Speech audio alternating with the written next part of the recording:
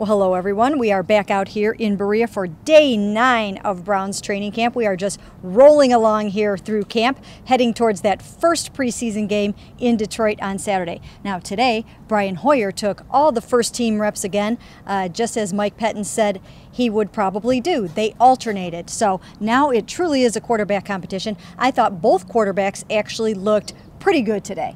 Yeah, if you think about it, I think maybe, I wasn't here yesterday, but I thought this was the best day for both guys together. I mean, the offense, they had some nice passes down the field. I thought the offense, this is one of the better days I've seen the offense have. When you look at Brian Hoyer, he looks to me to be quicker, more polished, faster going through his progressions, and he always seems to know exactly where to go with the football. But the lights are coming on for Johnny Manziel. He's really starting to get it, and you can see it, and it looks to me like he is a quick study. I asked Mike Pettine about that afterwards. Is his football acumen high? And he said it absolutely is, and they knew that ahead of time. They knew it going in. That's one of the reasons they weren't too worried at the beginning of camp. They knew he would catch up quickly. Yeah, he had some really nice throws today. Help me with the one, the rolls out to the right, throws way back across, I think, to Austin for about a 40-yard gain. Right, yes. Something like that. And then he had a beautiful throw. We sometimes knock Johnny for not staying in the pocket. He had a beautiful throw to Travis Benjamin. The rabbit dropped it, but it was probably the nicest throw of the day.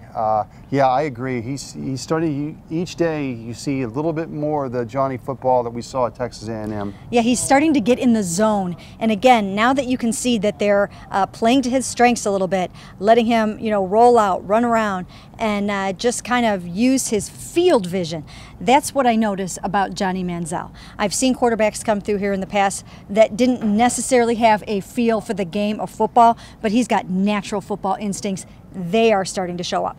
Another guy that's really coming on strong, Justin Gilbert. He's breaking up passes, making interceptions, and he is hurtling his way toward the starting lineup, even though he's not there on the depth chart just yet. Yeah, they want him to earn it, and he's doing just that. I think he's been really good lately.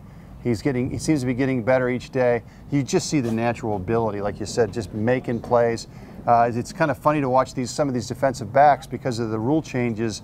They're wearing these little kickboxing gloves, and Justin was talking about that today. It probably cost him an interception earlier in the day because he had the gloves on. But yeah, you can just see what Mike Pettine and the coaches liked about him. Now Josh Gordon is still out here practicing as he awaits word on his appeal hearing. They went at it for 3 more hours yesterday. Josh Gordon is still here, still making plays, made some in a challenge period at the end here today. And Coach Mike Pettine said he will play Josh Gordon in the scrimmage in Detroit on Saturday, as long as nothing has happened yet. And I've been hearing that it will take at least a week for a decision to come down. I think it's a wise idea. I mean, again, the more that you can keep this guy engaged and keep him in this quote-unquote family and in a structured environment, I think it's really good. I think the Browns are doing the right thing by keep him as long as they can, because as you know, once he does get suspended, if he does get suspended, then he cannot be with the group anymore.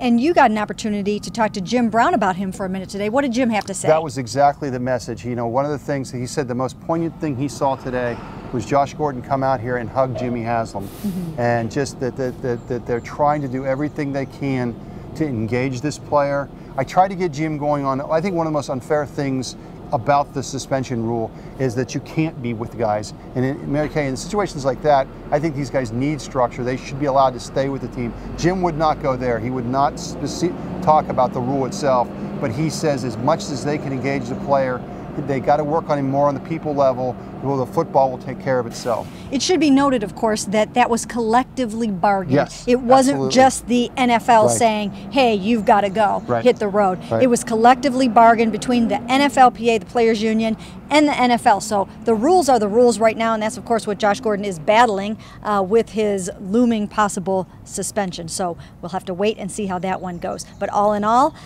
they've got some good work going heading into that Detroit scrimmage on Saturday. And that's it from Browns training camp in Berea.